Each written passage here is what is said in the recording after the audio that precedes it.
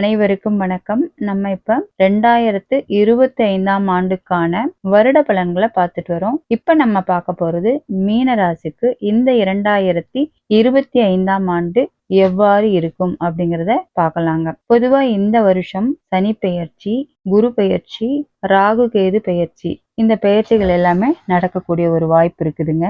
அதனால இந்த பொது பலன்களை அதை வச்சுதான் நம்ம சொல்றோம்.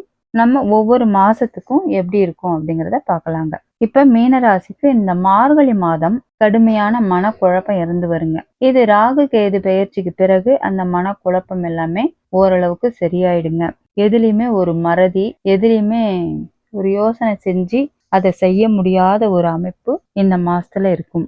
அதே போல குழந்தைகள் சார்ந்த கவலைகள் இருந்துகிட்டே இருக்கும். அதே போல குடும்ப உறவுகள் ஒருத்தருக்கு ஒருத்தர் போட்டி பொறாம பிடிச்சி சண்டை போட்டுட்டு மன கருத்து வேறுபாடோடு இருப்பாங்க.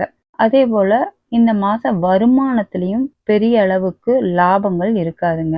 கொடுத்த பணமே திரும்பி வர்றது ரொம்ப கஷ்டமா இருக்கும். யாருக்காவது பணம் கொடுத்துருப்பீங்க, அந்த பணமே உங்களால இப்ப வாங்க முடியாத ஒரு சூழ்நிலையை கொடுக்கும்.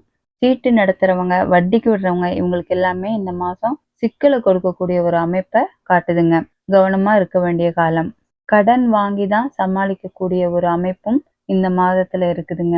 நண்பர்களால சில பிரச்சனைகள் ஏற்படும், கவனமாக இருப்பது நல்லது. தை மாசத்தை பொறுத்த வரைக்கும் பொருளாதாரம் ஓரளவுக்கு சரி பண்ணிக்க முடியும். குடும்பத்தில் இருக்கிற பிரச்சனைகள் மட்டும் இன்னும் மறையாம மனசுக்கு கஷ்டமாக இருக்கக்கூடிய ஒரு காலமாகவே இது இருக்கிறது. மாசி மாசத்தை பொறுத்த வரைக்கும் பெரிய மாற்றம் எதுவும் இல்லை. தை மாதத்தினுடைய பலன்களே இந்த மாதமும் நடக்கும். பங்குனி மாசத்தை பொறுத்த வரைக்கும் ஆரம்பத்துல சொன்னது போல குடும்ப உறவுகளோட ஒற்றுமை இப்போ ஓரளவுக்கு ஒருத்தர் புரிஞ்சுக்கிட்டு அனுசரிச்சுட்டு போய்க்குவாங்கங்க. அதனால ஓரளவுக்கு மன மகிழ்ச்சியாக இருக்கும். ஆன்மீக பயணங்கள் செல்லலாம் அப்படிங்கிற ஒரு எண்ணம் இருக்குங்க. அதே போல குலதெய்வ வழிபாடு செய்யக்கூடிய ஒரு அமைப்பும் இந்த மாதம் இருக்கிறது. சிறு வியாபாரங்கள் செய்து வரவங்களுக்கு ஓரளவுக்கு லாபம் சிறப்பாக இருக்கும்.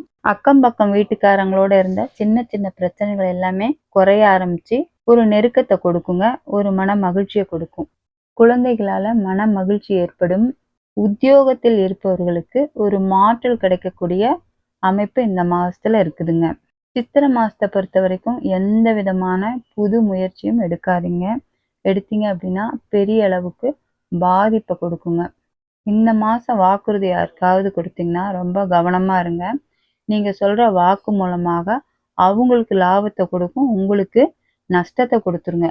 அதனால கவனமா பார்த்து பேசுங்க. இந்த மாசம் கணவன் மனைவிக்கு சின்ன சின்ன மனஸ்தாபங்கள் ஏற்படக்கூடிய ஒரு அமைப்பு இருக்குதுங்க. அதனால கொஞ்சம் யோசனை பண்ணி செயல்படுறது நல்லதுங்க. வைகாசி மாசத்தை பொறுத்த வரைக்கும் சித்திரை மாசத்தை விட ஓரளவுக்கு நன்மை கிடைக்கக்கூடிய ஒரு மாதமாகவே இருக்கும்.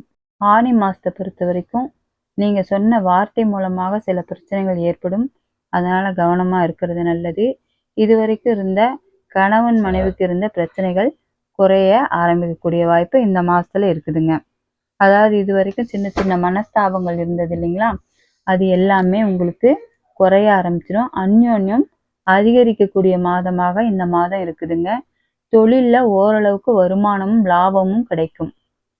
வெளியூர் பயணங்கள் மூலமாக உங்களுக்கு சின்ன சின்ன நல்ல விஷயங்கள் நடக்கக்கூடிய ஒரு அமைப்பு இருக்குதுங்க.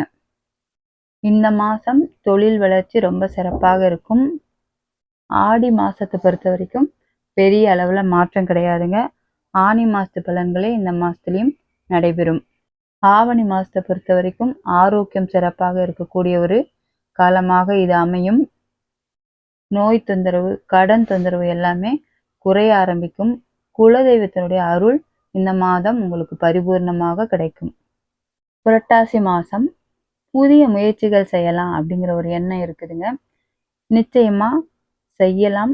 ஆனா உங்களுக்கு அது அடுத்த மாசம் ஐப்பசியில செய்யும் பொழுது சிறப்பாக இருக்கும்.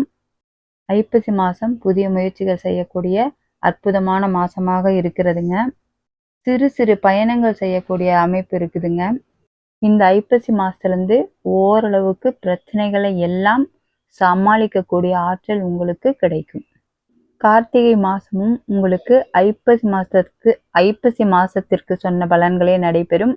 இப்போ குரு உங்களுடைய ராசியை பார்ப்பதால எவ்வளவு கஷ்டம் வந்தாலும் அதையெல்லாம் சமாளிச்சு மேன்மைக்கு வரக்கூடிய ஒரு அமைப்பை கொடுத்துருவாரு. நன்றி. வாழ்க வளமுடன்.